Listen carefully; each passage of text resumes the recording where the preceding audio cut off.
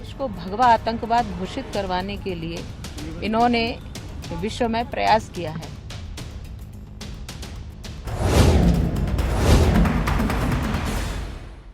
महाराष्ट्र के मालेगांव ब्लास्ट मामले में एनआईए कोर्ट का फैसला आ गया है।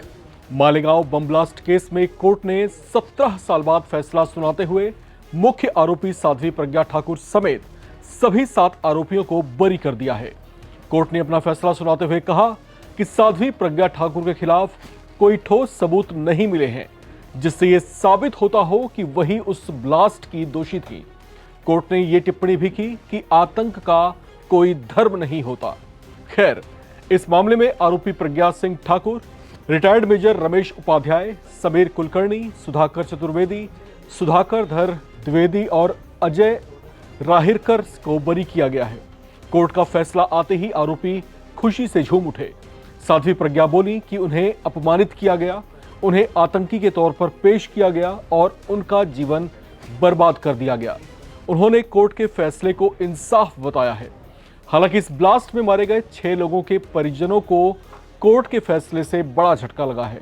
अब उन्होंने इस पर एक ऐसा फैसला लिया जो साध्वी प्रज्ञा समेत अन्य आरोपियों को फिर से परेशानी में डाल सकता है। क्या है पीड़ितों का फैसला? मालेगांव ब्लास्ट केस में साध्वी प्रज्ञा कैसे फंसी थी? इनके तार सेना के बड़े अधिकारी तक कैसे जुड़े थे? और हिंदू आतंकवाद शब्द को प्रचारित करने वालों को कोर्ट के फैसले से तमाचा कैसे लगा, ये सब बताएंगे। नमस्कार, मैं हूं राव विश्वकर्मा, आप देख रहे हैं राव की रिपोर्ट। 29 सितंबर 2008 को महाराष्ट्र में नासिक के मालेगांव में एक जोरदार धमाका हुआ था। उस समय रात के करीब 9 बज रहे थे जब भीकू चौक पर फ्रीडम बाइक में रखा विस्फोटक जोरदार धमाके के साथ फट गया।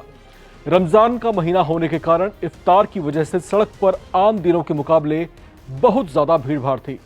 विस्फोट होते ही बाइक के परखच्चे उड़ गए।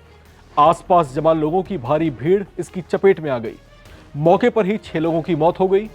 लगभग 100 लोग इस बम धमाके में घायल हुए, जिनमें से गंभीर रूप से घायल लोगों का महीनों तक इलाज चलता रहा। ये बम धमाका रमजान महीने में नवरात्रि से ठीक पहले हुआ था। देश भर में इससे हड़कंप मच गया था। फौरन इसकी जांच महाराष्ट्र एटीएस को सौंपी गई थी, जिसने संभावना जताई थी कि यह हमला सांप्रदायिकता से प्रेरित हो सकता है। हालांकि तब तक ऐसे कोई सबूत हाथ नहीं लगे थे। 1.5 दशक से ज्यादा समय तक इस मामले की मुकदमेबाजी चलती रही। इस दौरान 223 गवाहों से पूछताछ हुई, उनके बयान दर्ज किए गए, जिनमें से 34 गवाह बाद में अपने बयान से पलट गए। साल 2011 में इस मामले की जांच केंद्रीय जांच एजेंसी एनआईए को सौंप दी गई थी।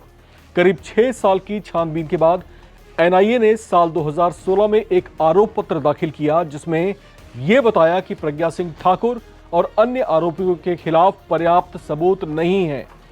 उसके बाद ही आरोपियों में उम्मीद की किरण जगने लग गई थी कि उन्हें जल्दी ही आरोप मुक्त किया जा सकता है। हालांकि उसके बाद भी कोर्ट का फैसला आने में इतना समय लग गया।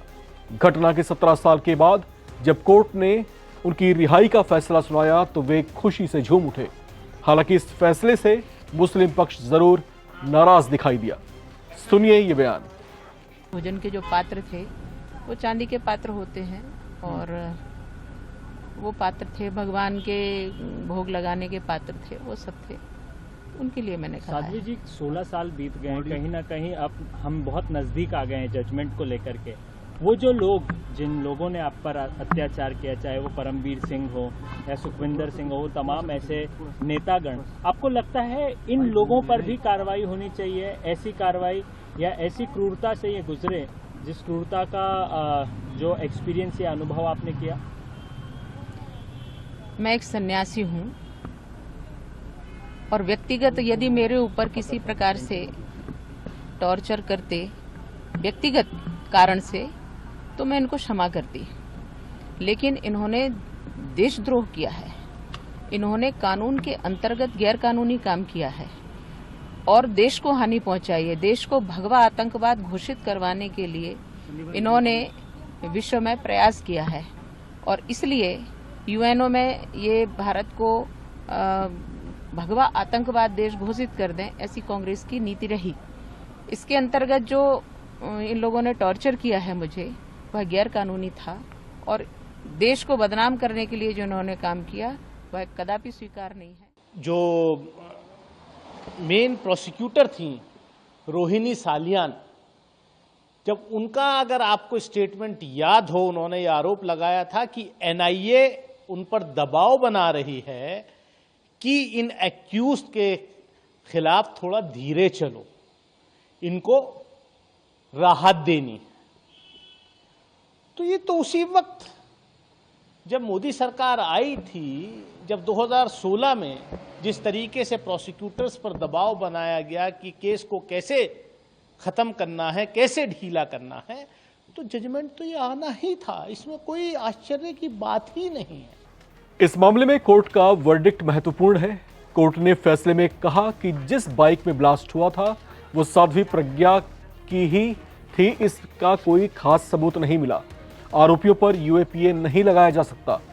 जज ने केस हिस्ट्री रीड करते हुए कहा कि अभियोजन पक्ष ये साबित नहीं कर पाया कि बाइक में आरडीएक्स ही ब्लास्ट के तौर पर इस्तेमाल किया गया था, जबकि कोर्ट ने कुछ मेडिकल सर्टिफिकेट्स में भी हेराफेरी की बात कही।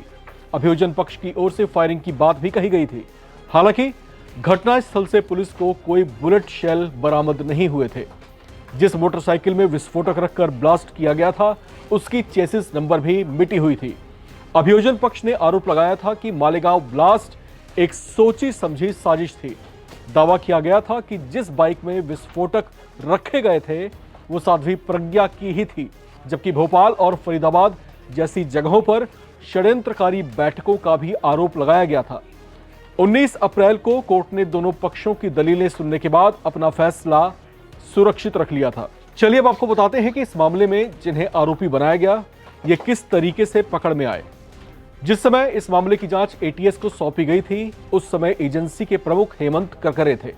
इस मामले में शुरू में साध्वी प्रज्ञा को मुख्य आरोपी बताया जा रहा था, क्योंकि जिस बाइक में विस्फोटक रखा गया था उसका रजिस्ट्रेशन उन्हीं के नाम पर था, जबकि सेना के लेफ्टिनेंट कर्नल श्रीकांत पुरोहित तक भी जांच का दायरा पहुंचा। उन पर यह आरोप लगाए गए थे कि उन्होंने ही विस्फोटक का इंतजाम किया था और उसे ट्रांसप्लांट भी कराया था।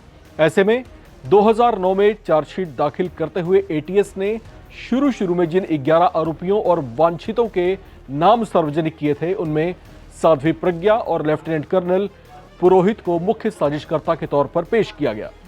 इसके बाद इन पर आईपीसी के साथ साथ यूएपीए और मकोका के तहत केस फाइल किए गए थे। हालांकि बाद में एक कोर्ट ने सबूतों की कमी के चलते मकोका को रद्द कर दिया था, लेकिन जब मामला 2010 में बॉम्बे हाई कोर्ट पहुंचा तो उसने इस केस में फिर से मकोका लगा दिया।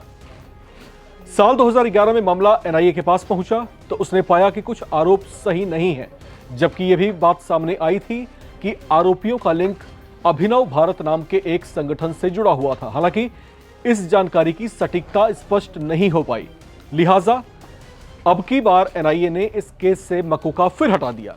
एनआईए ने अपनी रिपोर्ट में बताया था कि कुछ आरोप ऐसे थे जो साफ तौर से मनगढ़ंत लग रहे थे, जबकि कुछ गवाहों पर जबरन दबाव बनाया गया था।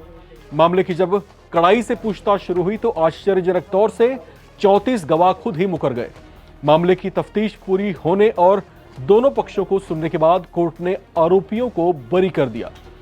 इस पर वीएचपी की ओर से बड़ा बयान आया है। वीएचपी के राष्ट्रीय प्रवक्ता विनोद बंसल ने कहा है कि कांग्रेस नेतृत्व को हिंदू समाज से हाथ जोड़कर माफी मांगनी चाहिए, क्योंकि उन्होंने हिंदू समाज को बदनाम करने के लिए एक ऐसा नैरेटिव गढ़ लिया था जिससे भगवा आतंकवाद शब्द को दुनिया भर में प्रचारित किया जा सके। हालांकि साथ में उन्होंने ये भी कहा कि इस तरह के आरोप कभी सिद्ध ही नहीं हो पाए और ना ही कोर्ट में कभी ऐसे कोई पुख्ता सबूत हाथ लगे।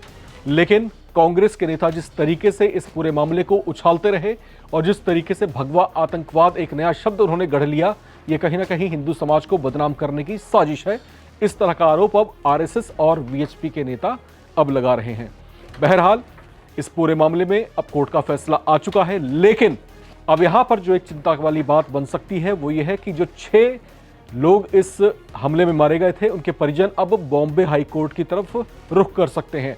उनकी तरफ से इंटीमेट किया गया है कि वो जल्दी ही जो है इस फैसले के खिलाफ अपील दायर करेंगे और फिर हो सकता है कि जिस ग्राउंड पर यह फैसला लिया गया उस ग्राउंड को वापस रीओपन किया जाए हाई कोर्ट में और फिर वहां से एक नए सिरे से जो है फिर मामले की सुनवाई शुरू हो।